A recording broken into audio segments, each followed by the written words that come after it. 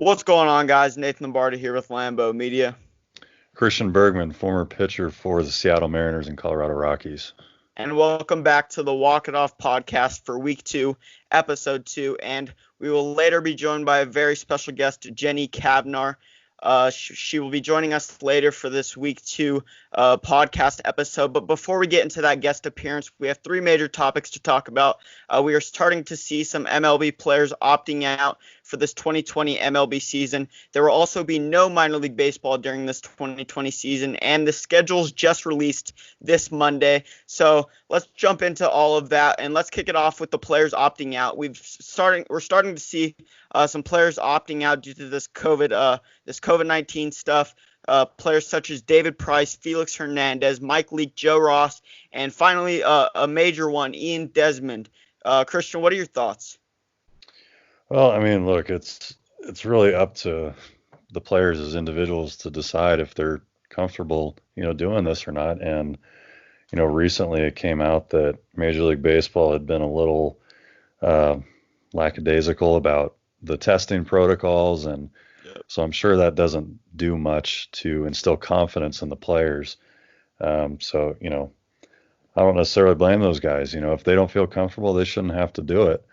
But I think Major League Baseball needs to definitely iron those protocols out so that, we can have a safe and enjoyable season. Right. I can definitely agree with that. And the reason I said Ian Desmond was really a big one because when Ian Desmond announced that he wasn't going to play this season due to COVID-19 and everything else going on, is because the Rockies then had to go on to sign Matt Kemp to fill that spot for Ian Desmond.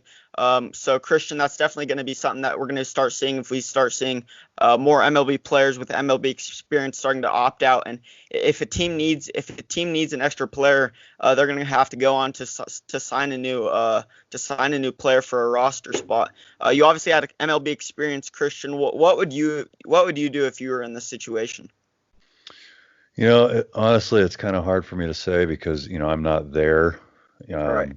On the front lines, seeing what the experience is like for the players right now. It's kind of hard for me to say. Obviously, I'd want to do everything I could to go ahead and play because that's what players are there to do. They're there to play the game because they love the game. But at the same time, especially when you have families involved, kids and people who are more at risk. A lot of times, I don't think for 60 games it probably is worth the risk if if that's going to be a factor for them. So, hard for me to say. Right. If I had to pick one, I'd say I'd lean towards trying to play. But if I didn't feel comfortable, I wouldn't do it. Yeah. Most definitely. That's definitely understandable. And let's transition away from the players opting out topic and transition into no minor league baseball for this 2020 season.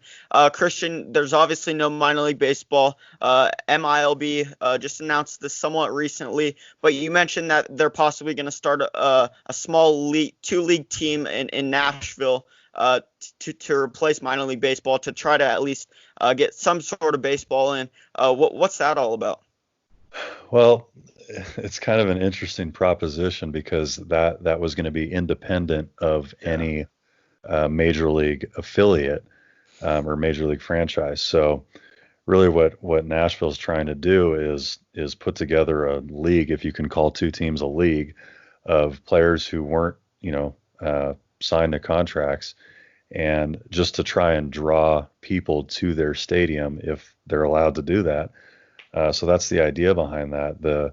But as far as the minor league baseball as a whole, they're not having the season mostly because I would think of the travel that is involved in the minor leagues. So you're either busing it across the country or you're flying commercially. Mm-hmm. And obviously that is, it's hard enough to fly 25, 30 guys normally.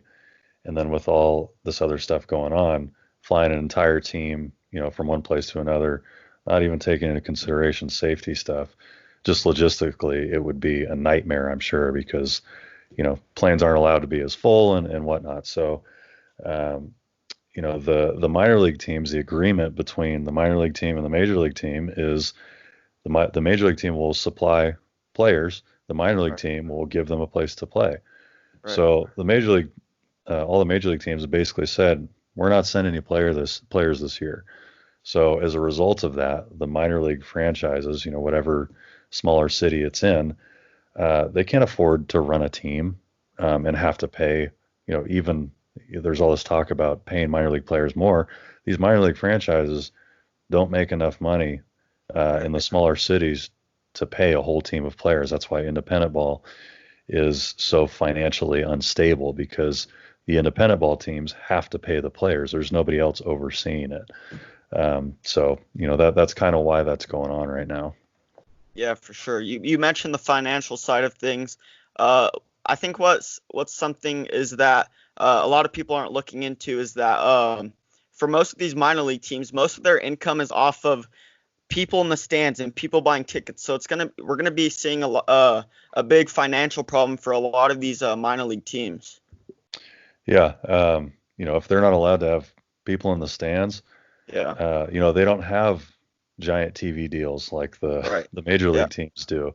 Right. These minor league teams, they're fixtures in the local economy, and they're an important part of the community too.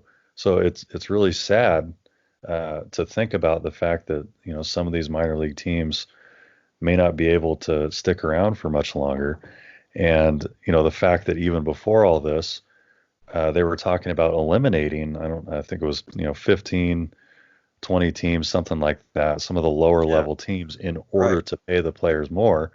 I mean, it's really just sad, because it's not all about money for the major league team. It's those teams are a part of that local community. So I can't tell you how many small towns across the United States that I played in, and some of those stadiums are, when you have that small local feel, those are some of the most fun games you could play. Because obviously the major league stadiums are big and beautiful, and they're like cathedrals, but the smaller stadiums, I mean, there's a lot of character in those stadiums. So it really is a shame, and I hope that we can find a way to both pay the players, minor league players, a living wage, and keep those minor league teams around. Right. And let's transition away from that topic and move on to the recent schedule releases. Something that really sticks out to me, the Cincinnati Reds obviously didn't have the best season last season, but they're considered to have one of the easier starts this season out of the MLB teams. They play 14 of their first 25 games against the Tigers, Royals, and Pirates. So I can definitely see them starting off relatively well and solid. Christian, who do you think will start off pretty well?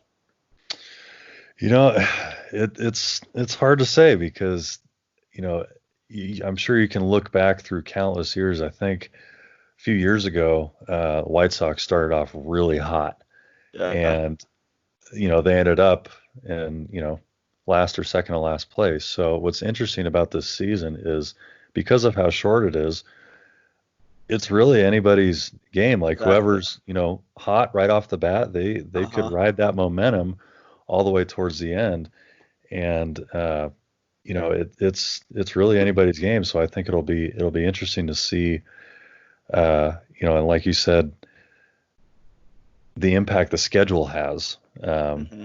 So it can go both ways.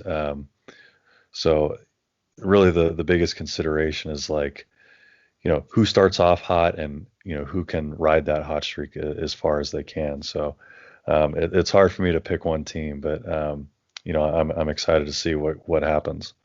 Yeah, and this season's definitely going to be tougher for those less solid teams in each division, because if you're in a stacked division and you're on the lower end of that division, you play 10 games against each of your 4 divisional rivals, and there's only 60 games. So 40 out of your 60 games is against divisional opponents, and that's the case for the Boston Red Sox.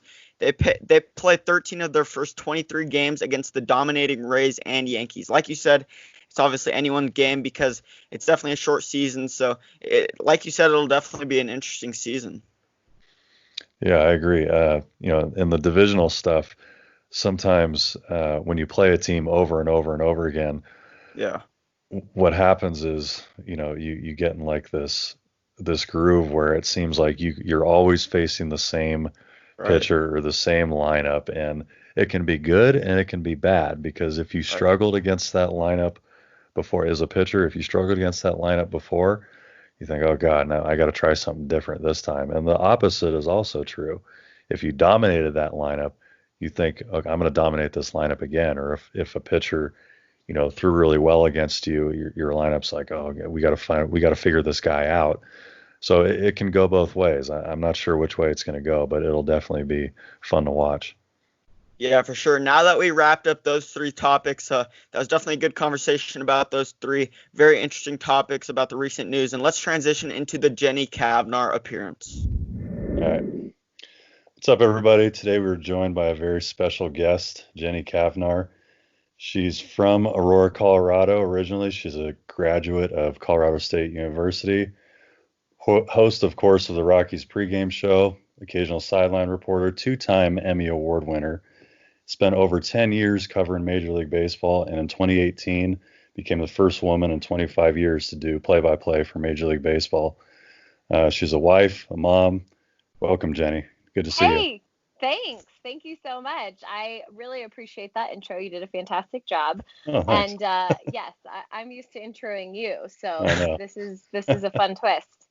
Yeah, you can give me some tips later, maybe. So what have you been up to? Yeah, I think like everybody else, right? Just kind of waiting. And now that there is a 60-game schedule out, I feel like a whole new person, as I'm sure a lot of baseball fans do. They're ready to get going. They've been itching for it. But it comes with a lot of caution, I think. I mean, we're just living in such a different world that you're almost like, is this real? Like, is this happening? And I think players are probably feeling that too. I haven't had the chance yet to get over to Coors Field. I'm sure, as you've seen, they've kind of tiered out people and employees and how it works out. So tier 1 would be like the players and the coaches and umpires, and tier 2 is kind of for some front office personnel. All the broadcasters end up in the tier 3 group, and they're really kind of very limited access during spring training. So it'll be weird to walk in there. I think I'll probably get 1 or 2 chances to go in, but even from a broadcast perspective, like we're doing a totally different broadcast this season. And obviously not being at the field for most of us, I'll be in the studio, I think, for all 60 games. So that'll be a little bizarre. But all in all, like this time when I look back on it, I'm really, really, really glad I have had it with my son. Our son is 2.5 years old. I feel like I've got to see in person some amazing milestones that I would typically miss.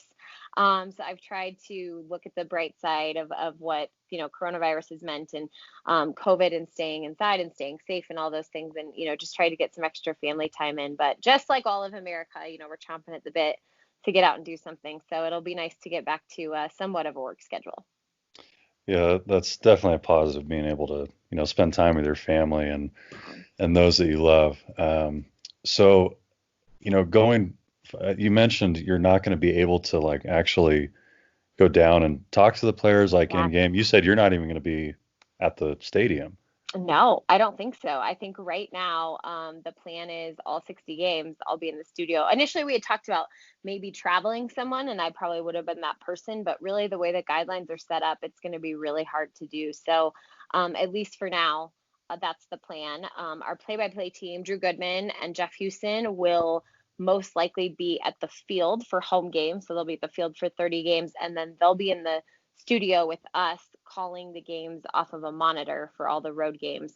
Spilly, it looks like right now, is going to be at home. He'll be like our at-home reporter to try and kind of connect with fans. I mean, that's where everyone else is going to be watching the game from. So we're trying out different things. We're going to see, how unique we can make our broadcasts, and really it's a time to just try and let fans know, like, we're all in this together for real. Right. So are they going to have like, I'm just thinking of all the things we kind of take for granted. Oh, yeah. Like the camera operators around the stadium. Is there going to be like, camera operators out there giving different views for the broadcast? And are they just going to kind of be out there by themselves, running the cameras? No. It's a great question. So yeah, we have a certain amount of people allowed in the stadium to produce. So how it's going to work is every home broadcast, they're actually going to be kind of what we call like a universal feed. So the visiting team, let's say for example, just the Rockies open up with the Padres. So rather than the Padres traveling their entire broadcast crew here to Denver, our broadcast crew for the Rockies will be broadcasting the game, and we'll have 6 cameras that we can use.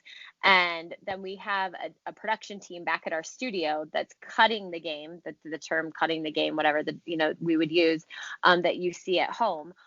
And there's someone back in San Diego using those same shots, cutting their broadcast game to match what their announcers are saying. But we're both picking from the same pool of camera and shots. So again, it's very different because we're used to, I mean, on a home show, we have upwards of 20 cameras in different angles to give fans in different looks.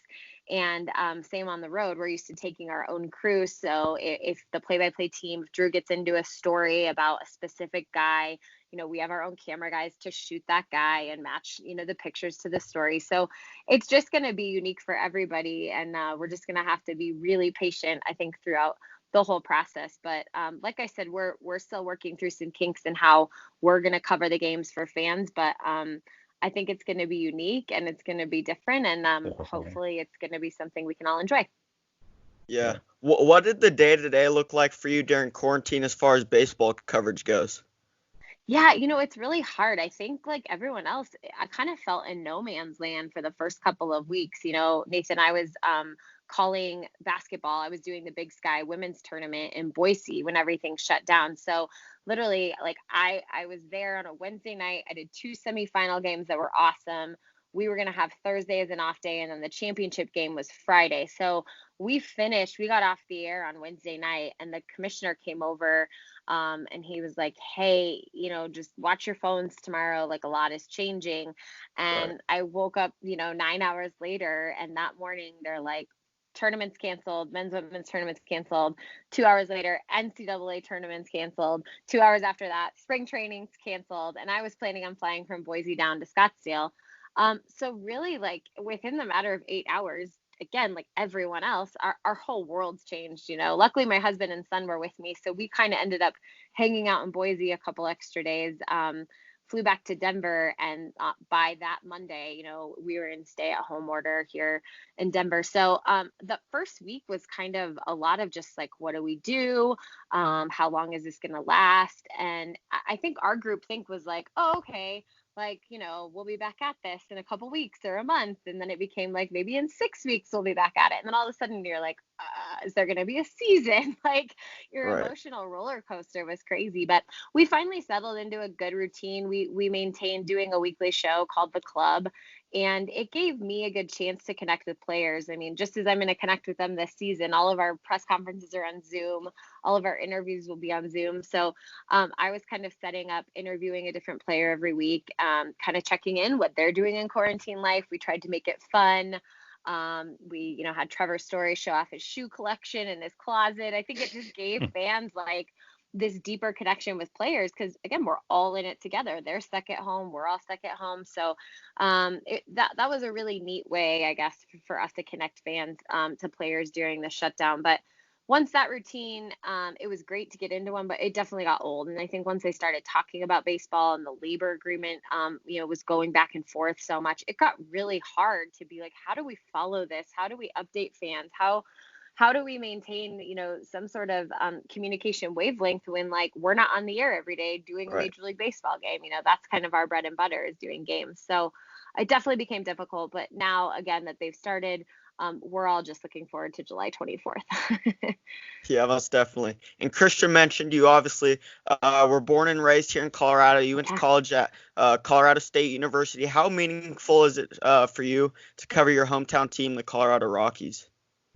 Yeah, it's so cool because Nathan, I didn't grow up with a Major League Baseball team. I mean, That's for right. us growing up, the Rockies didn't come till 93. So the first 11 years of my life, there was a lot of watching the Braves and the Cubs because the Braves were on TBS and the Cubs were on WGN, and those were kind of, national feeds. So those were really the teams we followed.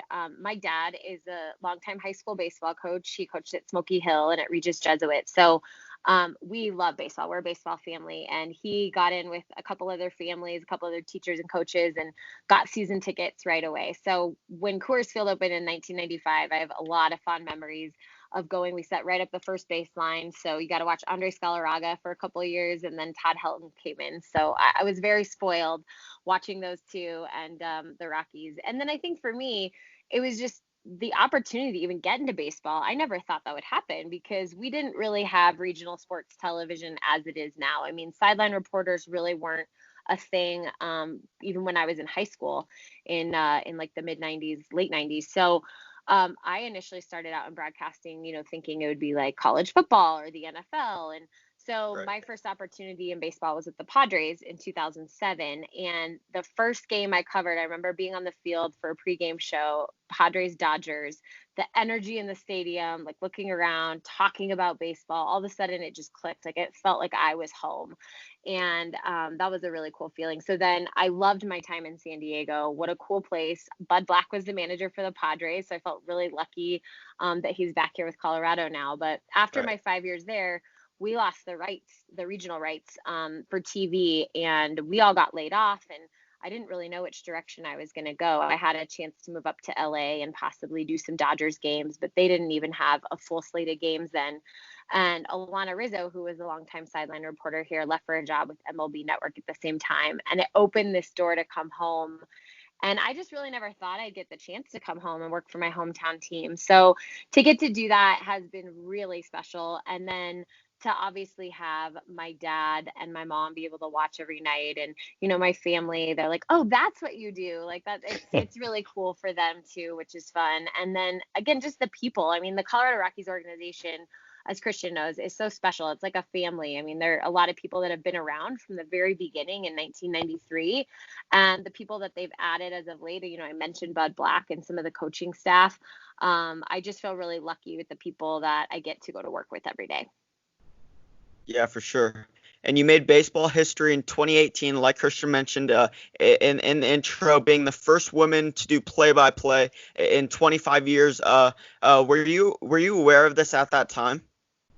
I think the year before I got to fill in on the radio for Jerry Schimmel when he was doing his bike race. So I think at that time there was I became the first woman to do a series of National League games on the radio, or, something like that.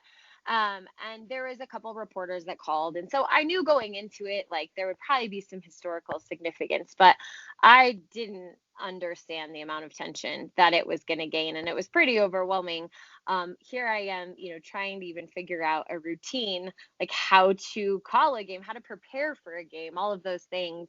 And we've been building up to it. I mean, we talked about it as a group, and I called a game at spring training that year, but I found out on a Sunday that I was going to call the game on Monday. So I had less than 24 hours to prepare for it in those terms. And it would just be basically being like, hey, Christian, you're going to play second base tomorrow.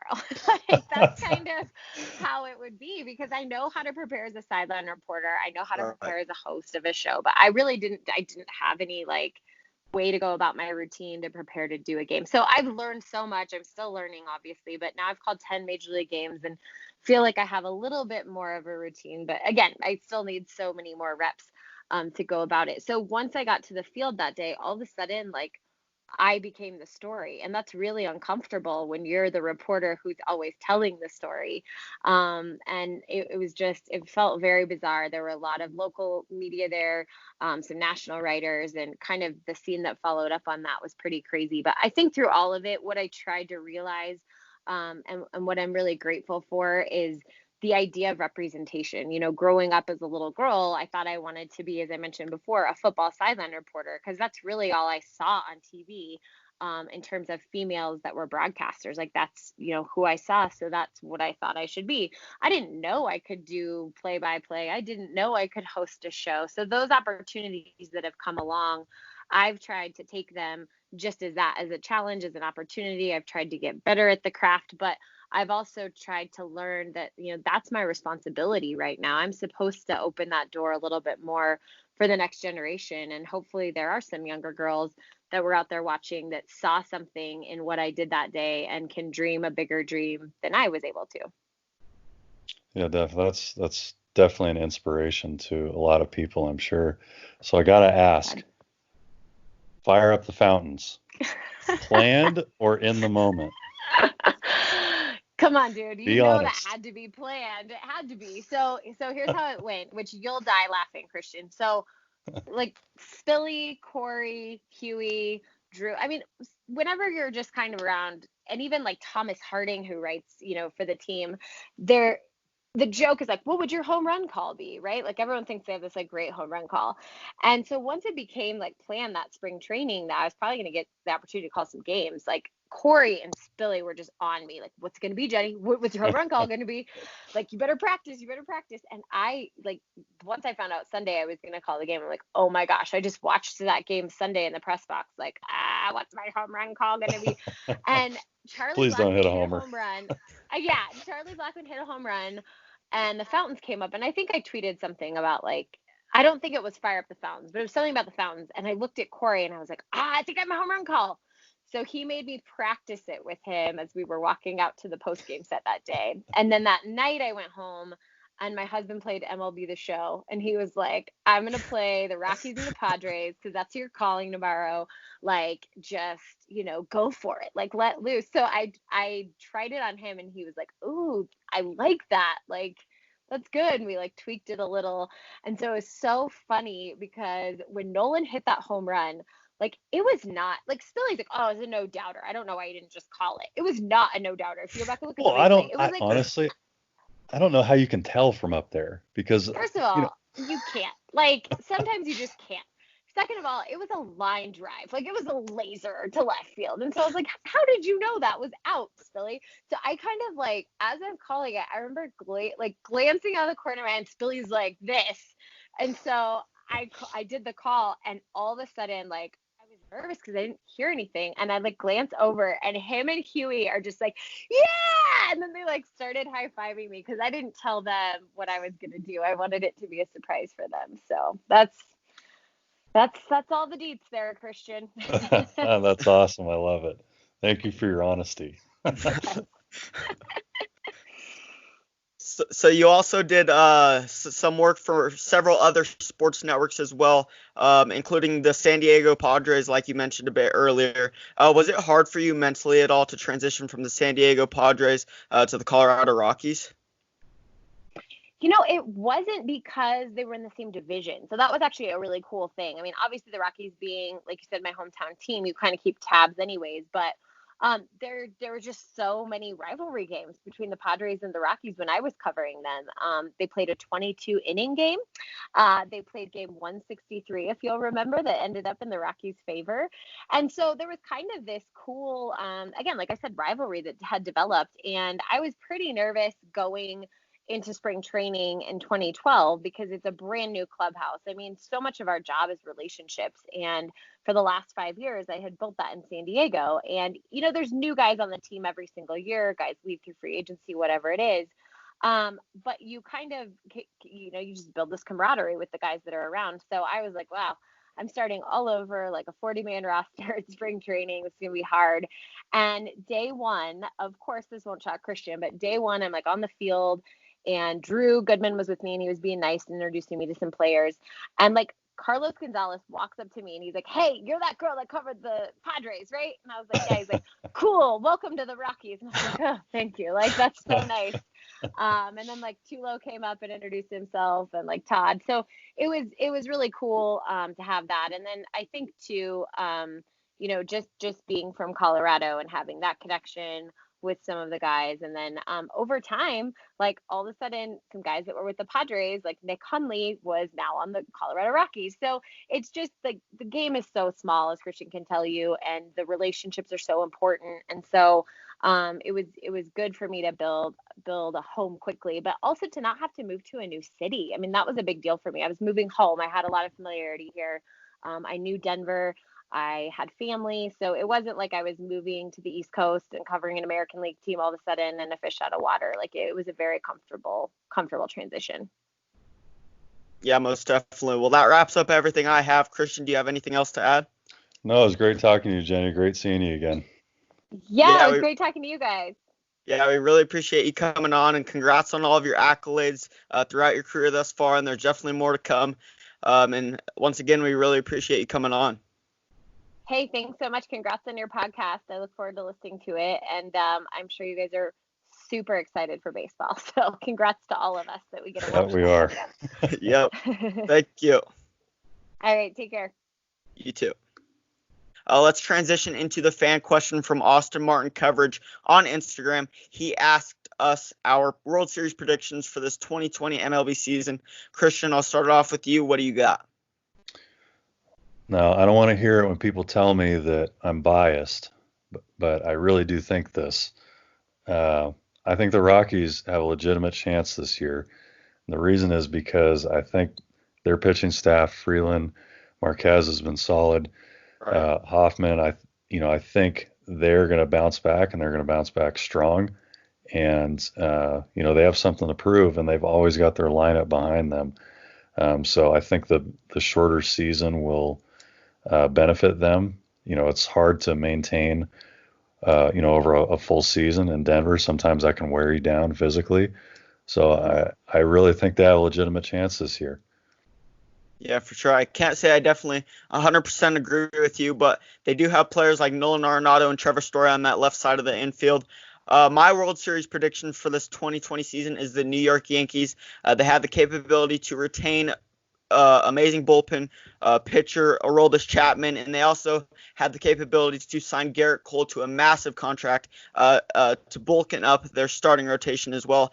And obviously they have amazing offensive side of things down in New York with Aaron Judge and Aaron Hicks and so on. So that's my World Series prediction, and that wraps up everything I have for Week 2, Episode 2 of the Walk It Off podcast. And I appreciate all of you guys tuning in for this amazing episode, and make sure you guys tune in for next week's episode as well with a very special guest. We will announce that guest next Monday. Thank you guys.